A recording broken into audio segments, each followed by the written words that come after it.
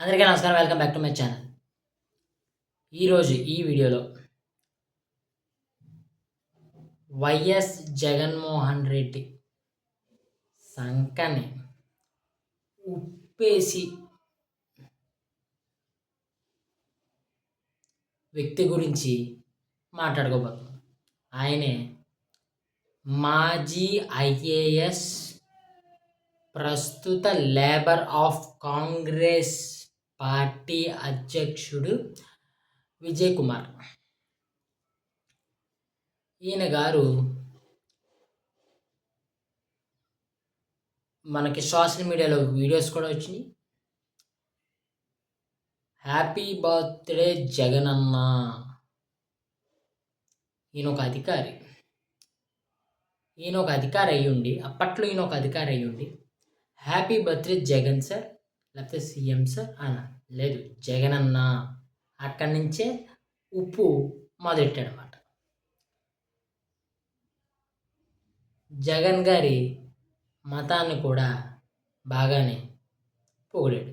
ఇంకా ఆ విషయాన్ని పక్కన పెడితే ఈయన గారు రీసెంట్గానే పవన్ కళ్యాణ్ గారి మీద కేసు వేశారు. దాని మీద మీ అందరికీ తెలిసిందే.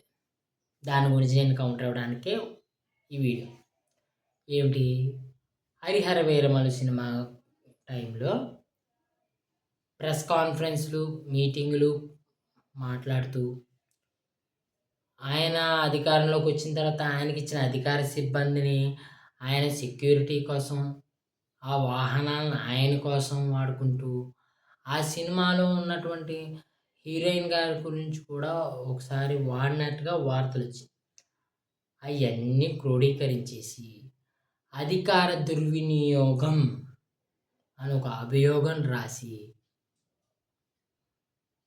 కళ్యాణ్ గారు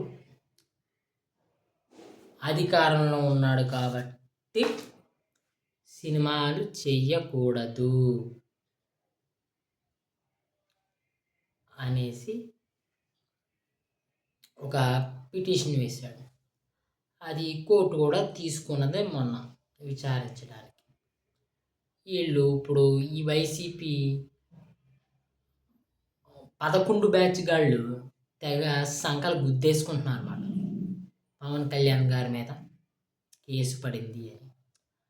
అయితే కొంతమంది ఏమంటున్నారంటే, వీడు 2024లోని పోటీ చేసినప్పుడు 302 ఓట్లు వచ్చినాయి.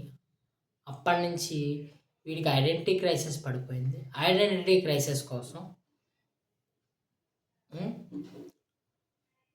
కళ్యాణ్ గారి టార్గెట్ కాబట్టి ఆ ప్రకాష్ రాజ్ గాడికైనా, ఈ ప్రశ్న గాడికైనా, లేకపోతే ఏ కోన్గిస్కం గొట్టం గాడికైనా ఇప్పుడు ఒక ఫేమ్ కనబడాలి, మనం వార్తల్లో కనబడాలి అంటే పవన్ కళ్యాణ్ గారే టార్గెట్ కాబట్టి పవన్ కళ్యాణ్ గారి మీద ఒక కేసు వేశారు అనేది ఒక విశ్లేషణాత్మకంగా చాలామంది చెప్తున్న విషయాలు. అయితే నేను ఆ మాటను పార్షికంగానే ఒప్పుకుంటా. వీడు ఈ మాజీ ఐఏఎస్ విజయ్ కుమార్ గారు వైసీపీ తొత్తు, లేబర్ ఆఫ్ కాంగ్రెస్ని త్వరలో వైఎస్ సిపిలో కలిపేస్తాడు. ఆ వైఎస్ఆర్సిపి ఎక్కడో కలిసిపోద్ది. అది తర్వాత మాట్లాడుకో, ఇప్పుడు మాట్లాడుకున్నది కదా. అది బతుకుంటుంది అనుకుంటున్నారేమో. లేదు, అది కలిసిపోయే పార్టీయే. కానీ ఎక్కడ కలుస్తుంది ఏంటి అనేది ఇక్కడ ఒక ముఖ్య నాయకుడు వల్ల, కేంద్రంలో ఇంకొక ముఖ్య నాయకుడు వల్ల తేలే కదా. అది మన తర్వాత మాట్లాడుకుందాం. ఈయన అభియోగాలు మనకు తెలిసిందే కదా. Straight to the point. నేను ఫస్ట్ పాయింటే చెప్తా, తర్వాత మిగతాయి చెప్తా. ఏమిటంటే, మీకు గుర్తుంటే అధికార దుర్వినియోగం చేశారు అని చెప్పేసి జగన్ గారికి, మాజీ సీఎం గారికి హైకోర్టు నుంచి చాలా ముట్టికాయలు పడ్డాయి. మనం అప్పుడు లెక్క కూడా వేసుకునేవాళ్ళం. 100 దాటిని, 50 దాటిని. ఇప్పుడు వీళ్ళ టార్గెట్ అదే. కళ్యాణ్ గారి మీద కూడా ఒక కేసు ఉండాలి. అంతేకాదు, తన ఆదాయ వనరైన సినిమాని ఆపేయాలి. కానీ ఈ పప్పులేం ఉడకవు. ఎందుకంటే ప్రజలు ఆల్రెడీ చూసేశారు.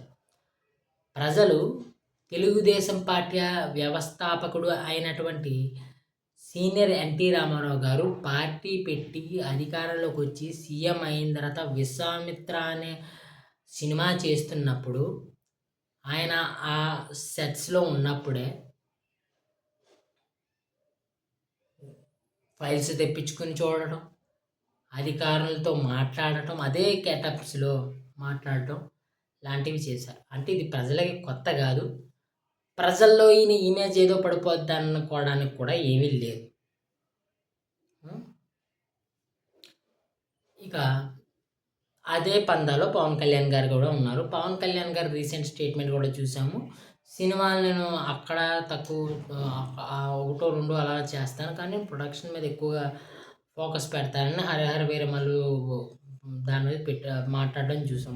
అది కూడా ఒక పాయింట్ అయితే, ఇంకొక పాయింట్ ఏంటంటే, మరి ఒకసారి వైఎస్ఆర్సీపీ వాళ్ళు చేసినటువంటి అధికార దుర్వినియోగాలు మనకు అందరికీ తెలిసినప్పటికీ అందులోని మచ్చుకు ఒక 3 పాయింట్లు మాట్లాడుకుందాం. 3 పాయింట్లు మాట్లాడుకుందాం. ఆ 3 పాయింట్లు మాట్లాడేసి నేను మూసేస్తాను వీడియో. అందులో ది ఫస్ట్ పాయింట్ సినిమాకి రిలేటెడ్గానే మాట్లాడతాను నేను. ఆర్జీవి అనే ఒక ఫేడ్ అవుట్ అయిపోయిన వ్యక్తిని తీసుకొచ్చుకొని వైఎస్ఆర్ని లేపుకుంటూ చంద్రబాబు నాయుడిని, లోకేష్ గారిని తక్కువ చేస్తూ కొన్ని సినిమాలు తీశారు.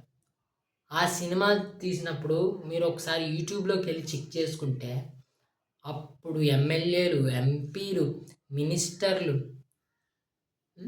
చాలామంది ప్రమోషన్స్ చేశారు, మీడియాకి ఇంటర్వ్యూలు ఇచ్చారు, ఆ ప్రమోషన్స్కి వెళ్ళారు. మరి వాళ్ళతో పాటు ఉన్నటువంటి అధికారులు ఎవరు, ఆ సెక్యూరిటీ సిబ్బంది ఎవరు, ఆ కాన్వాయ్ ఎవరిది, అది అధికార దుర్వినియోగం కాదా? ఈ గొట్టంగాడికి కనబడలేదా? 2 రంగులు. పంచాయతీ బిల్డింగ్ మొదలుపెట్టుకొని గవర్నమెంట్ బిల్డింగ్లు అన్నీ వేసేసుకుంటూ చివరికి జాతీయ జెండాగా ఉన్నటువంటి జెండాను కూడా తీసేసి గొట్టంగాడి పార్టీ రంగులు వేసుకుని శవాల దెబ్బకు కూడా రంగు వేసుకుని పార్టీ అప్పటి ప్రభుత్వం విధానాల్లో ఉన్నటువంటి మనీని తీసుకొచ్చి ఖర్చు పెడితే అది హైకోర్టులో కేసేస్తే ఆ రంగులన్నీ తీసేయమంటే వేయడానికి ఒక ఖర్చు, తీయడానికి ఒక ఖర్చు అయింది. ఇది అధికార దుర్వినియోగం కాదా? ఈ గొట్టంగాడికి అప్పుడు కనబడలేదా? ఎందుకంటే మరి ఈయన ఆ టైంలో ఐఏఎస్ అధికారి కదా. అక్కడ జగన్ గారు మీ ఉప్పు మనిషిని నేను ఇలా చేయకండి సార్, లేకపోతే నేనే కేసు వేయాల్సి వస్తుంది అని చెప్పలేదే. మీటింగులు పెట్టినప్పుడు సిద్ధం సభలకి, బస్సుల్లో తరలించడానికి, అప్పుడు అయ్యో 2, 3, 4 గొట్టం పోగ్రాలు పెట్టినప్పుడు ఆ గొట్టం పోగ్రాలకి, పోస్టర్లకి, స్టిక్కర్లకి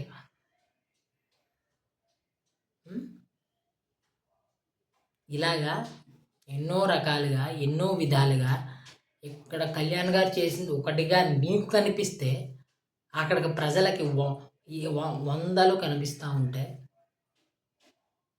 అప్పుడు నీకు కళ్ళు మూసుకుపోయి ఇప్పుడు నువ్వు ఉప్పు నాకిన మనిషిగా వచ్చి ఇంకా నాకుతున్న మనిషిగా ఉండి నువ్వు కేసేసావు. అది హైకోర్టు తర్వాతకు వాయిదా వేసింది. అది పవన్ కళ్యాణ్ గారికి ఏ సమాధానం ఇవ్వాలో పవన్ కళ్యాణ్ గారికి తెలుసు. నీకు ఎలా పగలాలో అలాగా పగులుద్ది.